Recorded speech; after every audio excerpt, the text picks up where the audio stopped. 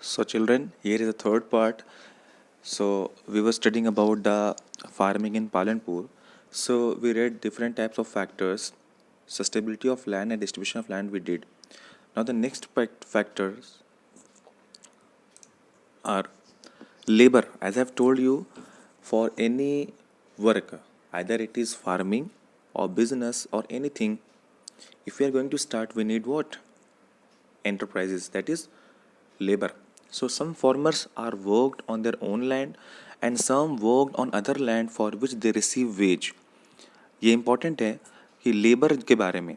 सो जैसे कि हमने पढ़ा कि पालनपुर में कुछ ज़्यादा फार्मर्स जो थे कुछ अमीर थे, कुछ गरीब थे, कुछ दूसरे के लैंड पर वर्क करते थे और कुछ जो थे वो मतलब उनकी लैंड जो थी वो 10 हेक्टेयर्स उससे ज़्यादा थी.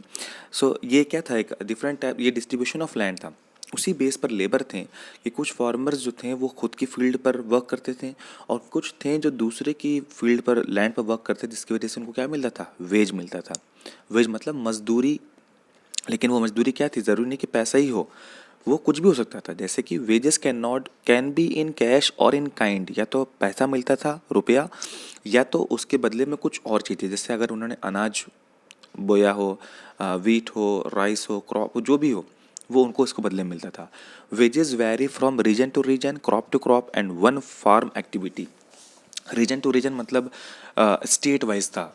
स्टेट, किसी स्टेट में किसी मजदूर को, किसी लेबर को ज़्यादा पैसा मिल रहा है, किसी को कम मिल रहा है दूसरे स्टेट में. या क्रॉप से क्रॉप था. सपोज़ अगर वीट का प्रोडक्शन हुआ है, क्रॉपिंग हुई है, फार्मिंग हुई है, तो उसमें ज़्यादा पैसा मिलता है.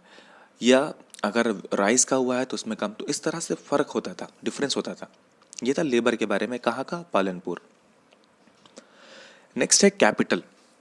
Capital, huge capital is required in the method of modern farming. So huge capital, either it is fixed or working. Second is small farmers have lack of capital. छोटे, जाहिर सी बात है, छोटे फार्मर्स के पास कमी होगी कैपिटल की.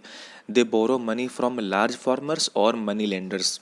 ये अपना कैपिटल कैसे कलेक्ट करते थे? ये बड़े फार्मर्स से लेते थे, या जो भी इनकी एक उसका विलेज का मनी लेंडर होता है, साहूकार होता है, उससे वो उधार लेते हैं.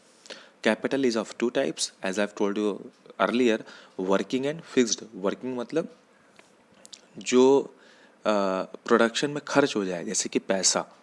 और फिक्स होता है जो हमेशा चले, सालों साल चले, जैसे कि मशीन हुआ, टूल्स हुआ, बिल्डिंग्स हुआ. तो इस तरह के कैपिटल यूज़ होते थे. सेलिंग ऑफ फार्म प्रोडक्ट्स, ये इंपॉर्टेंट है कि इतना प्रोडक्शन हो गया, अब उसका लास्ट आउटपुट क्या होगा? वो अब मार्केट में बिकेगा. Selling of farm products. Surplus products are sold to medium और large farmers by the small farmer. Surplus मतलब था ढेर सारा. ढेर सारे जो प्रोडक्ट्स होते थे वो किसको बेचा जाता था? स्मॉल फार्मर्स किसको बेचते थे? मीडियम या लार्ज फार्मर्स को बेचते थे. After that medium and large farmers sell their surplus directly to the market. छोटे फार्मर्स जो थे वो बेचते थे मीडियम को या लार्ज को. वो लार्ज फार्मर्स किसको बेचते थे? वो बेचते थे डायरेक्टली मार्केट में. The traders buy the product from the market and sell the products to the shopkeepers in the town and cities. इस तरह से शहर की दुकानों तक सामान पहुंचता है. स्मॉल फार्मर्स वर्क करते हैं मीडियम फार्मर या लार्ज फार्मर्स के लैंड पर. उससे जो प्रोडक्शन होता है वो बेचते हैं लार्ज फार्मर्स को या मीडियम फार्मर्स को, और वो बेचते हैं कहाँ पर? मार्केट में डायरेक्टली. और मार्केट से ट्रेडर्स जो होते हैं वो लाके किसको देते हैं? शॉपकीपर्स के टाउन से. इस तरह से देखिएगा, रेट, सामान को जो रेट होता है वो वेरी करता है.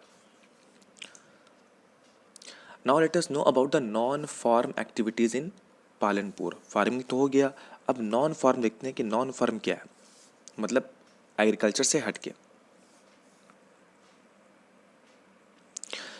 25% of the people working in Palanpur are engaged in activities other than agriculture.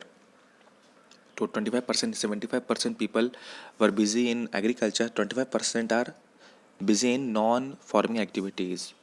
First is dairy. The other common activity other than agriculture, some people are engaged in dairy and the milk is sold in the nearby village. Obviously ये non-farming activities में आएगा. Second is an example of small scale manufacturing in Palanpur. People are engaged in small scale manufacturing which are carried out at home or in the fields. This manufacturing involves very simple production methods.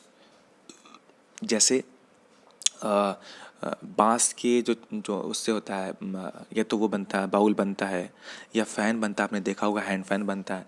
ये small scale production है पालनपुर का. The shopkeepers of Palanpur, traders of Palanpur buy various goods from wholesale markets in the cities and sell them in the village. General stores in the village sell a wide range of items like rice, wheat, sugar, tea, oil, biscuits, soap, toothpaste, batteries, candles, notebooks, pen, pencil, even some cloth. ये है shopkeepers. It is also a non-farm activities. And the last is transport, a fast developing sector. Transport services include rickshaws, tonga, jeep, tractor, truck drivers, traditional bullock cart, and bogie. They transport people and goods from one place to another, and in return, they get paid for it. So, this is the fourth one for the non farming activities in Palanpur.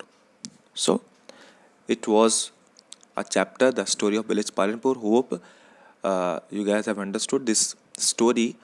With the help of this story, uh, we can come to know about the production not in Palanpur, in every village in India. Thank you, children.